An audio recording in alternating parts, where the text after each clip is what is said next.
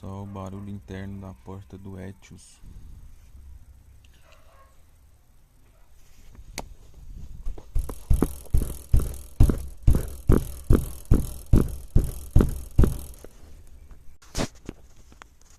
Esses dois aqui da maçaneta.